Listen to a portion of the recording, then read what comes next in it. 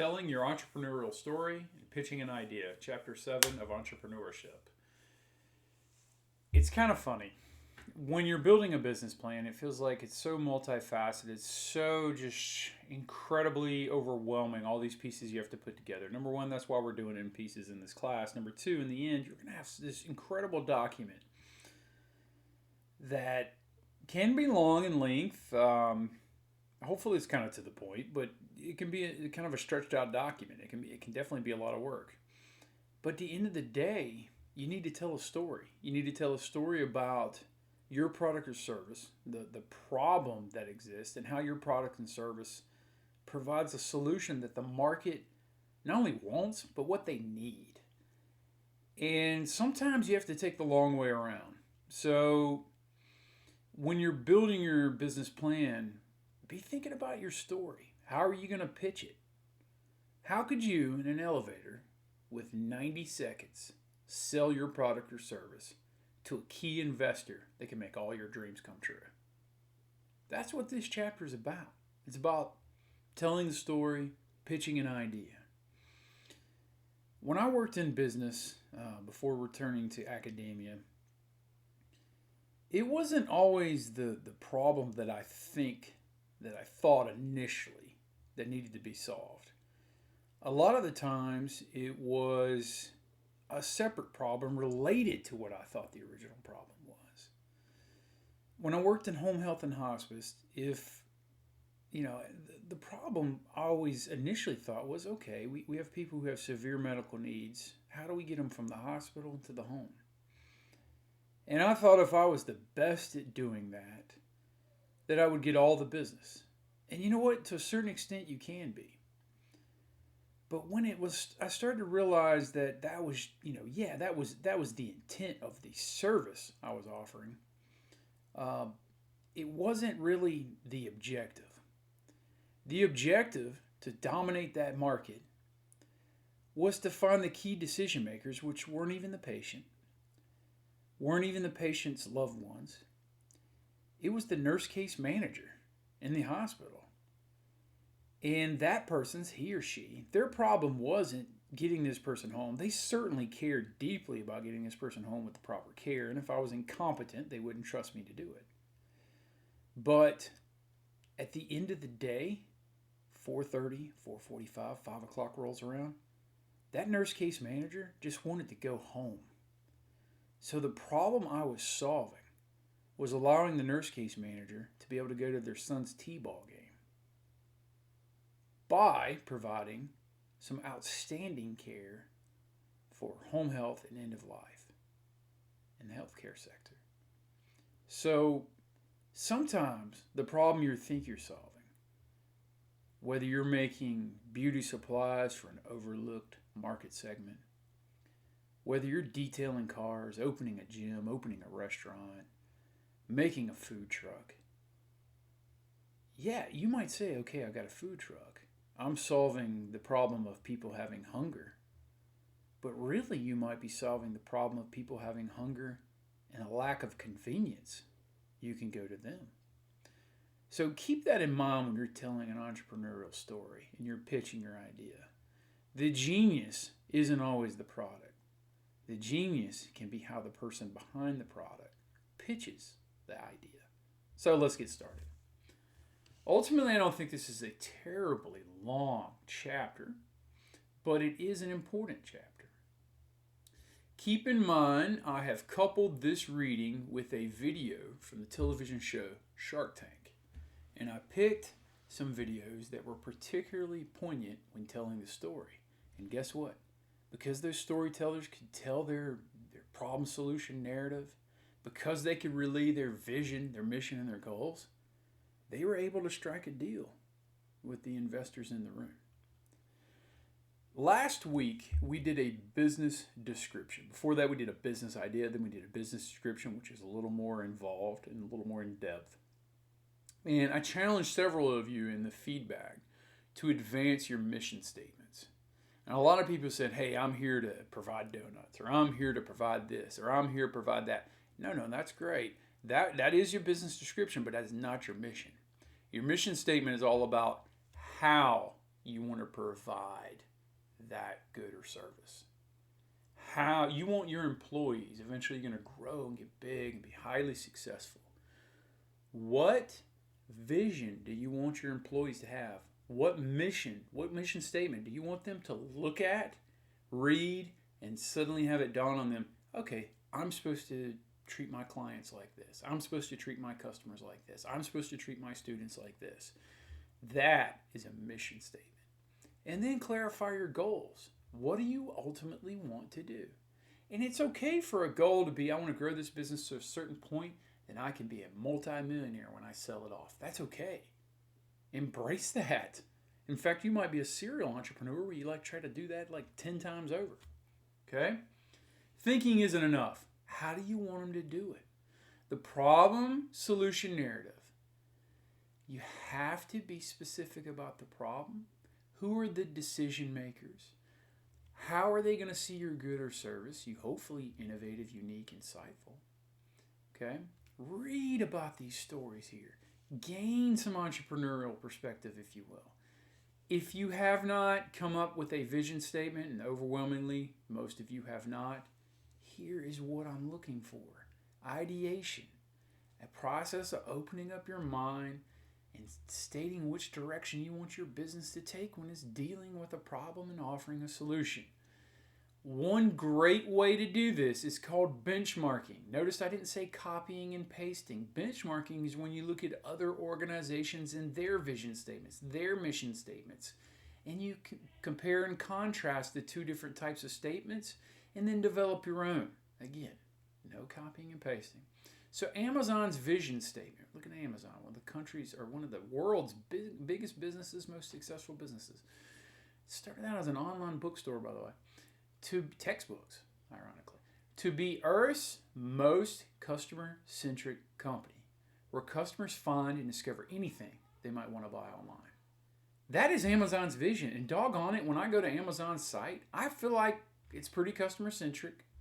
I can find a ton of stuff, and I can discover just about anything. I could literally just make up something right now, something silly, and get on Amazon, search for it, and it'll be there. Like right now. I'm sure I could open another window and just say banana costume from Amazon, and I can find it. Let's see if I can test their metal.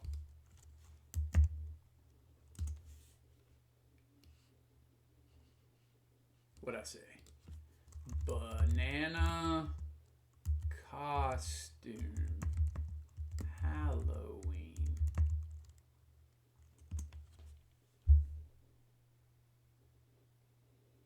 There you go. What do you guys think? Think I should support this? Definitely need to go the jazz hands route. Amazon, customer centric. Customers can find and discover anything they want to buy online. Now, everybody knows I'm going as Batman because, well, I'm Batman. But if I wanted to be a banana, I could be that too. Thanks, Amazon. Now, Amazon's mission statement. We strive to offer our customers the lowest possible prices. Yeah, they've kind of kicked Walmart out of that whole low price leader. The best available selection, correct, and the utmost convenience. Man, if that doesn't define Amazon. Now define your good or service. I'm not saying you have to be Amazon. Just tell me what you are and how you want it to go about. So look at this vision and what they're going to do and how they're going to carry it out. Okay? So, I am sorry, I just jumped a bunch of stuff. So we're talking about mission statements there. All right, we were talking about vision up here. Sometimes when I'm scrolling and live recording, kind of a podcast type setting. Vision statements, Alzheimer's Association. A world without Alzheimer's disease. That's awesome. Teach for America. One day, all children in the nation will have the opportunity to attain excellent education. Creative Commons. Warby Parker. IKEA. IKEA should be, let's see what it says. To create a better everyday life for many people. IKEA, the few times I've bought something from them, their instructions have helped me create new expletives because I couldn't understand how to do it. So maybe they got some adjustment.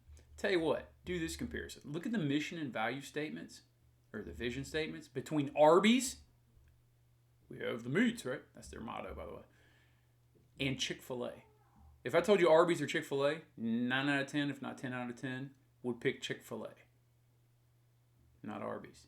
Go back to their vision, their mission statement. See if they don't differ there as well, because that's how they go about business. My pleasure.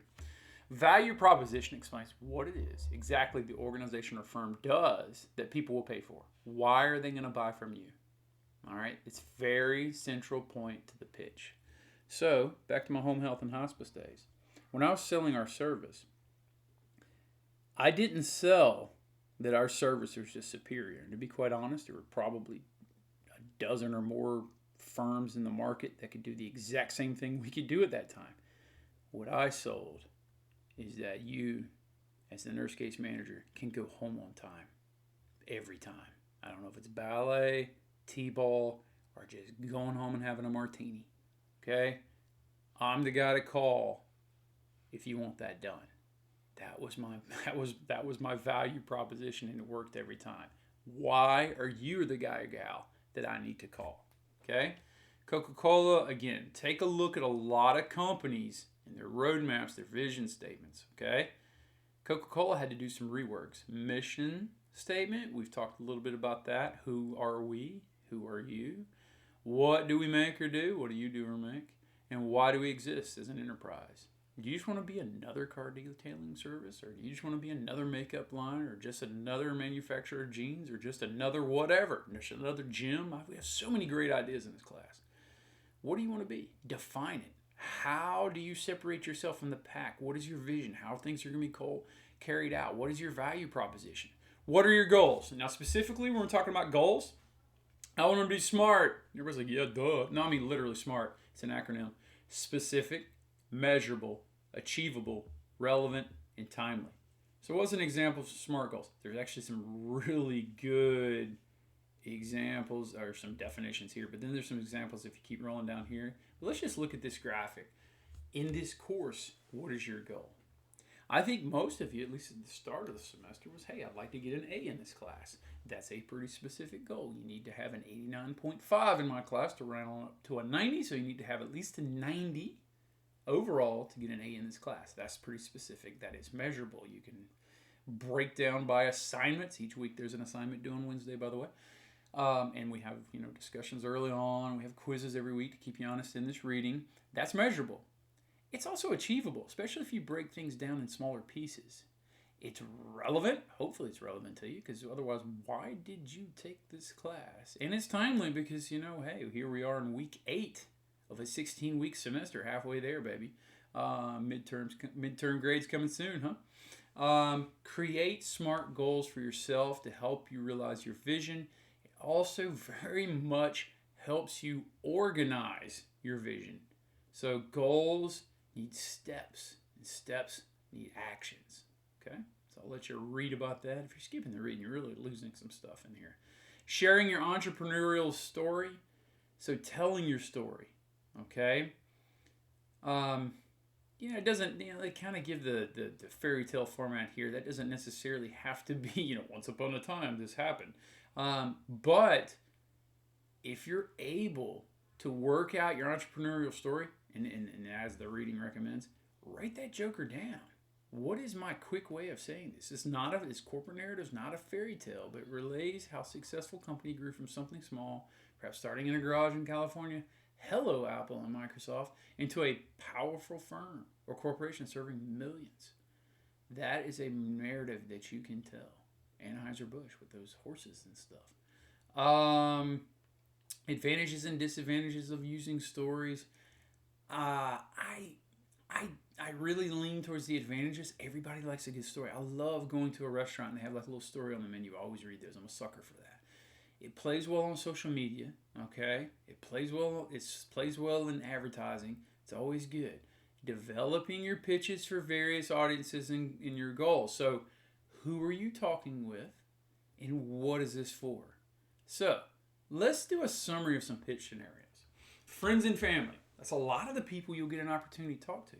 It's also people who will give you free feedback. Some of it may be overly critical. Some of it, a lot of times, may be overly optimistic. Friends and family, you generally have about 15 minutes. Okay? You have a little more leeway. You can be more emotional because your guard is down and you really believe in what you're trying to do. Elevator pitch competitions. Now, these are the competitions in a real elevator. If you have about 30 to 90 seconds to sell yourself. Elevator pitch competitions, you have 2 to 5 minutes. In a lot of ways, the clip I'm giving you on the Shark Tank, I think they have 5 minutes. So they're pretty quick. So that's kind of like an elevator pitch competition. You have summarized down what is the problem, what is the solution, why are you unique, why will it work? Okay? You're going to have some high level innovation and a good proposition. Basically, we want to grow towards this at Spartanburg Methodist College to where we have elevator pitch competitions, a Shark Tank type thing. Judges for pitch competition, sometimes you have that can grow from elevator to a judged competition to like up to 15 minutes.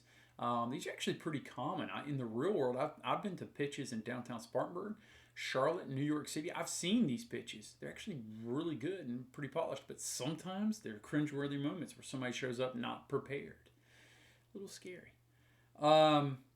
If you want to pitch to an early investor, i.e. someone who's going to help you buy some physical capital, some equipment or a building or something that you need, you typically get 10 to 20 minutes. That's still not a long time. It's a stand-up presentation, usually with slides and video. Please don't talk to slides. Talk to the audience. You should know the slides backwards. Presentation may include slides or video, more formal pitch. You might, hey, you're going to have to ask, hi, my name is Jonathan.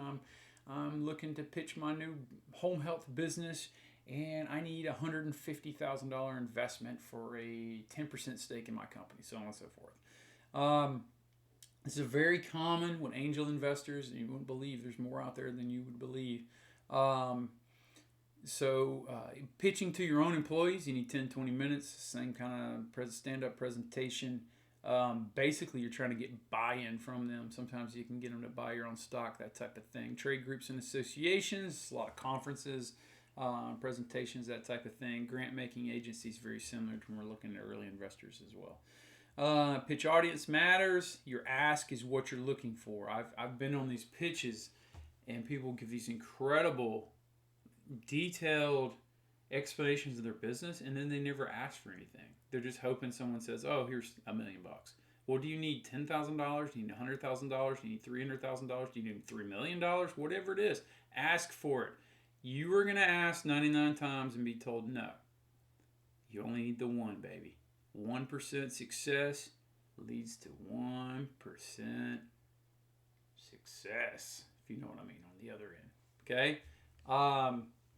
Investors, people who are investing in you, friends and family can be investors, but also supporters. It can be on a smaller scale, potential employees. You want to be able to pitch people, especially if you have something that they can do that you cannot do well. A lot of times you can join social networks. I mean, literally social networking. Professional foundation, professional organizations related to your industry, that type of thing.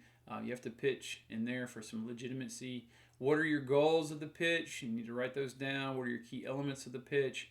What are you trying to do? Okay, you got the problem solution narrative. You identify your brand. What are your key features and your value proposition? Why are they going to buy yours? Why is your customer eventually? Who is your customer? Who are they going to buy it? How does your product fit the market? When we're looking at market strategies this week being due, you got that. That involves some competitive analysis. Eventually, we'll get to financial projections, which can be very troublesome. But actually, if you do your work leading up to that, it's not all that hard. These are the key elements of a pitch. All right, let you read about these different elements here. There's 1, 2, 3, 4, 5, 6. I can go ahead and tell you these are parts of your business plan moving forward, and also they're on the quiz. So I'm going to let you read those. I can't do everything for you. If you're skipping the reading in here, that's why you're getting a 50 on the quiz, by the way. Pitch deck, let you look at that. Slides. This is basically a good overview of what your PowerPoint slide should look like. Keep in mind there were 7 slides, and some of these things you only had like 10 minutes, so you'd have to fly through. Oh, I'm sorry, there's 10 slides, and some of them are 10 minutes, and you'd have to fly through that. A lot of times you get 20 minutes. That's much more doable, but I can tell you, as someone who's now paid to relay information for a living, time flies when you're having fun. Elevator pitches, we talked a little bit about that earlier. Again, take a look at the polished pitches, okay, and the sharks. Give them some feedback. in the Shark Tank video I've linked with this week's lecture and reading in the content tab of Brightspace. Legal agreements. I'm gonna let you read about that on your own. Just scrolling. They see me scrolling, they be hating, patrolling. Regional resources. There's a lot of different like incubators. I've been an incubator in Charlotte. I've been an incubator in Washington, D.C. I've been an incubator in Gaffney, South Carolina. The Gaffney one took the cake. It was incredible. It was a shared workspace where anybody could come and start a business for free as long as you lived in, I guess that's Cherokee County. The most successful entrepreneur they had there was like a 6th or 7th grader. No lie. He'd get off the school bus at the incubator, and he was really good at flying drones. He was like one of those kids that probably got picked on a lot. This has been like 3 years ago, so he's like 15, 16 years old now.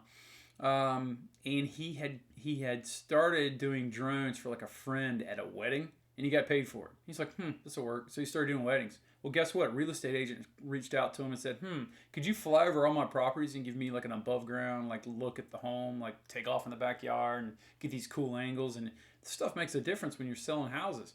Guess what? The kid is killing it. Last I checked, he does every aerial video over every bit of real estate. So think about if you're selling a lot of land. That'd be incredible. In Cherokee County. He's a kid. Gets off a school bus. Well, he probably has a license by now. But he got off a school bus, and that is where he started his business in the Gaffney Accelerator. Incredible, right? Makes you wonder what you're doing with your life. I know it does me. Man, he's killing it. All right? So business incubators are big. Pitch competitions are actually really big. We will have some opportunities at SMC to do pitch competitions moving forward, especially when all this pandemic stuff settles down.